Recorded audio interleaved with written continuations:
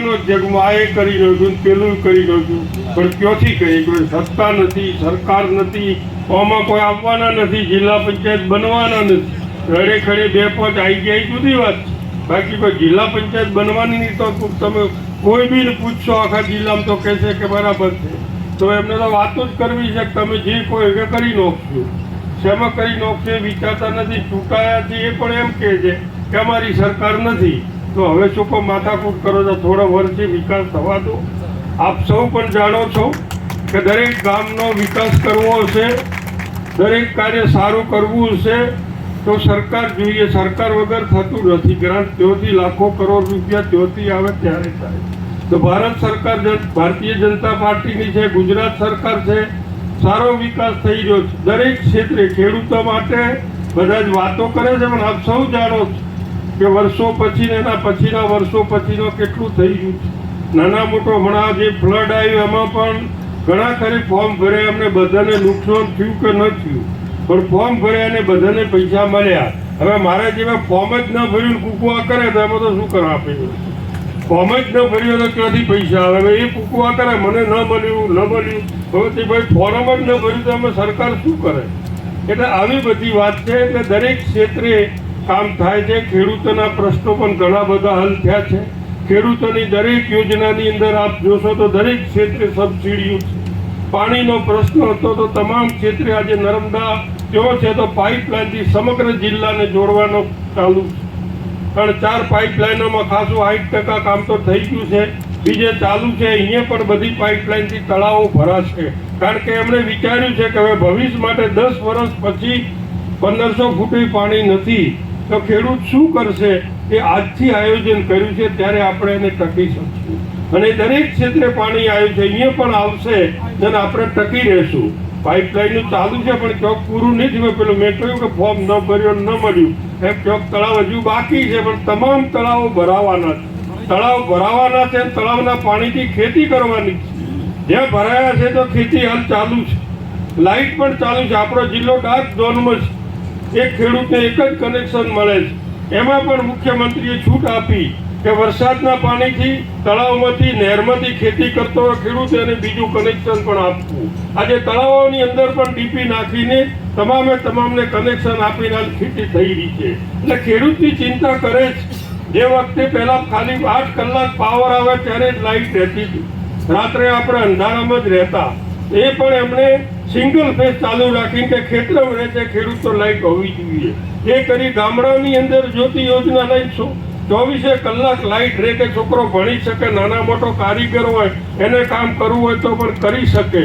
એ જે ગ્રાસ રૂટની જરૂરિયાત હતી એ એટલા માટે થાય છે કે મોદી સાહેબ ખુદ આપણામાંથી ગયા છે. આપણે જેમ ગામડામાં રહેશે જે ગરીબ માણસ મજૂરી કરે છે એની શું સમસ્યા છે એ ખુદ જાણે છે, ખુદ ભોગવેલી છે. એટલે એમને પૂછવાનું નથી. જાતે જ યોજનાઓ મૂકે છે. આ યોજના મૂકો સીધી છેવાડાના ઝૂંપડા સુધી લાભ થશે. એ જાતની યોજનાઓ મૂકી છે. ખેડૂતને દેવું માફ કરો, દેવું માફ કરો, બધા વાતો કરે છે. આ માફ કરવું પણ કેટલું થાય? આપણે ગામમાં જઈએ તો 20 જણા નીકળે. 10,000ની વસ્તી છે એમાં 20 જણા જ ન ભરતા હોય. બીજા તો ભરતા જો હારો ખેડૂતો પૈસા ભરી દે છે. 20 જણા ન ભરતા હોય. 20નું માફ થવાથી તમારું આખું ગામ સુખી થઈ ગયું. એને વિચાર્યું મોદી સાહેબે કે એવું નહીં પણ તમામ ખેડૂતના ખાતામાં વર્ષે 6,000 રૂપિયા મોકલો, પછી ભલે ધીરે ધીરે વધે. પણ હાલ દરેક ખેડૂતને ફૂલને તો ફૂલની પોખડી પણ મળવી જોઈએ. દરેક ખેડૂતના ખાતામાં જાય એ જાતિ યોજના લઈને સીધા ખાતામાં વર્ષે 6,000 રૂપિયા આપણા ખાતામાં આવે છે. એ દેવા માફ કરતા વધારે કિંમત થાય છે, એના કરતા વધારે રૂપિયા થાય છે. પરંતુ એમ કરતા પણ આ સીધા પૈસા મળે. કોઈ નુકસાન થયું તો પણ આપણને રાહત મળી છે. એટલે દરેક ક્ષેત્રે એક મજૂર છે, નાનો ખેડૂત છે એને પણ અલગ યોજના છે. મજૂર છે તેની મજૂરી પૂરી મળવી જોઈએ. એ કાયદાઓ જોગવાઈ કરી કે એને પૂરેપૂરી મજૂરી મળવી જોઈએ. 5 કે 10 રૂપિયા મજૂરી ન થઈ શકે એ પણ એક કાયદો ને યોજના લઈને મૂકી તો નાનો માણસ મજૂર માણસને પણ એને પૂરું વળતર મળે. એટલે નાનાથી મોટા સુધી તમામ ક્ષેત્રે ચિંતા સરકાર કરે છે. પરંતુ આપ સૌની વિનંતી છે કે 5 વર્ષ સુધી આ ચૂંટણી આપણા સૌ માટે છે. આપણા ગામડાવાળાને મોટા ભાગના કોઈ 1-2 જણ અમે બાકી કોઈ ગાંધીનગર જરૂર પડતી નથી. ગાંધીનગર સરકાર બનાવવા માટે આપણો પ્રતિનિધિ મૂકવો જોઈએ, પરંતુ આપણે તો દાડો ઉગેન કામ તાલુકા અને જિલ્લાનું છે. હવે આપણા પોતાના કામ માટે પ્રતિનિધિ ચૂંટવાનો છે. ચોક નાના મોટી ભૂલ પણ હશે, પ્રતિનિધિની ભૂલ નથી પણ ચોક હોઈ પણ શકે. આજે મીટિંગ છે તો કદાચ કોકને કહેવાનું પણ રહી ગયું છે એવી બાબતો કે મને નથી કીધું દારી ઘણા એમાં 5 વર્ષ બગડે. એમાં કંઈ ન કહેવાથી કે પેલું નથી થઈ શકતું. ગામમાં ભેળા બેઠા છો તો ભાઈ કોટાનો માથાકૂટ પણ હોઈ શકે. ભેળા બેઠા છો તો હોય થાય. હવે પણ એને વાત લઈને અહીંયા નુકસાન ન થાય. 5 વર્ષ માટે આપણા વિકાસ માટે, આપણા કોમના ટોપા માટે તાલુકા જિલ્લા પંચાયતની જરૂર છે. આપણો માણસ ચૂંટાયેલો હશે તો હાથેથી કરીને કહી શકું ત્યાં ભાઈ પેલો તાલુકામાં અમારું અટકેલું છે, ફોરમથી કઢાઈ આવો, તમારું જિલ્લામાં ફાઇલ પડી છે તો કઢાઈ આવો. એ આપણો માણસ હશે તો કરી શકશું. એટલા માટે નાની વાતની અંદર કે નાના વાતમાં પેલો આમ કહેતો તો ના એમ કહેતો તો એમ કે રિહાઈને હેડ્યા અને આ લોકો કરશે ગમે એમ કહીને કેમ કરીને અંદર રિહોલ જુદા થો એ જાતના પ્રયત્નો પણ કરશે. આપણે જોવાનું છે મોદી સાહેબની સરકાર એક ખેડૂતલક્ષી સરકાર છે, ગરીબલક્ષી સરકાર છે. દરેક યોજનાઓનો આપણને લાભ મળે છે. આપણો પ્રતિનિધિ ભારતીય જનતા પાર્ટીનો પ્રતિનિધિ છે. આપણો કોઈ નાત જાત નથી, માત્ર કમળ છે આપણો પ્રતિનિધિ. કમળને જીતાડવું છે ને એની અંદર આપણે વિકાસ કરવો છે.